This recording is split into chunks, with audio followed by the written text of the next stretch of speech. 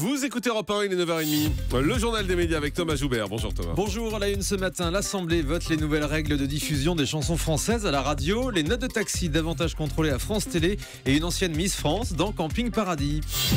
Et on commence avec les nouvelles règles de diffusion des chansons francophones à la radio validées cette nuit à l'Assemblée. On vous avait déjà parlé de la colère des radios musicales contre ces nouvelles règles. Malgré leur mobilisation et leur appel aux auditeurs à inonder le standard de Matignon pour faire plier le gouvernement, les radios musicales ont perdu cette première bataille. Cette nuit, les députés ont voté ces nouvelles règles qui visent à éviter que les mêmes tubes tournent en boucle à la radio.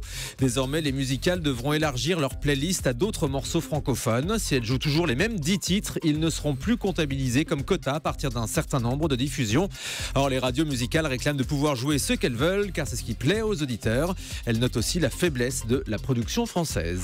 Les suites de la polémique sur les propos de Nadine Morano samedi dans On n'est pas couché. Les Républicains ont décidé hier de la sanctionner en lui retirant son investiture pour le régional en Meurthe-et-Moselle. Dans un communiqué, Nicolas Sarkozy explique que tous ceux qui cherchent à s'assurer une publicité qui nuit à la crédibilité des Républicains comprennent que cela ne peut pas rester sans conséquences. Nadine Morano n'a pas tardé à réagir auprès de nos confrères du Point hier. Elle persiste et signe. J'ai été très bonne chez Ruquier samedi soir, dit-elle. Ils ont peur. Et à propos de Nicolas Sarkozy, Nadine Morano déclare qu'elle va le dézinguer. Et on en reparle dans un instant dans le grand direct de l'actu à 10h sur Europe 1. Les Républicains ont-ils raison de lâcher Nadine Morano 39-21. Une nouvelle affaire de notes de taxi, cette fois à France Télé. Delphine Ernotte, la nouvelle présidente du groupe public, a demandé à certains cadres de justifier leurs frais de taxi. Selon le Canard enchaîné, une dizaine de dirigeants de France Télévisions seraient concernés, alors que la Cour des comptes a chiffré ses dépenses de 2 à 3 millions d'euros. Il peut s'agir de frais de taxi personnels, mais aussi pour les invités des émissions, certains animateurs ou les déplacements en dehors des heures de bureau. Delphine Ernotte rappelle que les trajets en taxi ne sont autorisés que lorsque le déplacement exclut le recours à un moyen de transport collectif. Bah oui, on n'est pas l'INA quoi. L'équipe de France de rugby joue ce soir contre le Canada à 21h sur TF1. Troisième match des Bleus dans cette Coupe du Monde en Angleterre. On attend encore une forte audience ce soir sur la une. Écoutez Christian Jean-Pierre, le commentateur des matchs, au micro européen de Guillaume Janton. Nous, sur les directs, on doit à tout prix vulgariser et expliquer au plus grand nombre ce sport qui est compliqué, mais qui est quand même pas si compliqué que ça. Parce que le rugby a une dimension graphique, esthétique, qui fait qu'il est vraiment conçu pour la télévision. Je suis toujours frappé de l'intensité de ce sport quand on voit des images de Coupe du Monde. Et je ne suis pas du tout inquiet sur la réunion du public sur TF1. Il y aura des femmes, il y aura des gamins. J'espère surtout que les quelques intégristes du football qui ne voient que du football partout vont un peu ouvrir les yeux et tolérer que ce ballon ne soit pas rond et ovale et s'intéresse à ce sport qui est un sport magnifique. M6 prépare 2 nouvelles émissions. La première sera une nouvelle émission de concours destinée à l'Access Prime Time, une compétition entre 4 vendeuses à domicile chaque semaine, on en avait déjà parlé.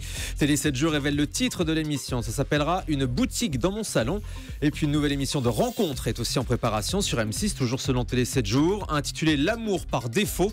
Elle devrait proposer des rencontres à des candidats qui souffrent de différences. Laurie Tillman va tourner dans Camping Paradis. Hier, Laurent Ournac a publié sur son compte Twitter une photo du prochain tournage de sa série sur TF1, une photo où l'on découvre la jolie Laurie Tillman.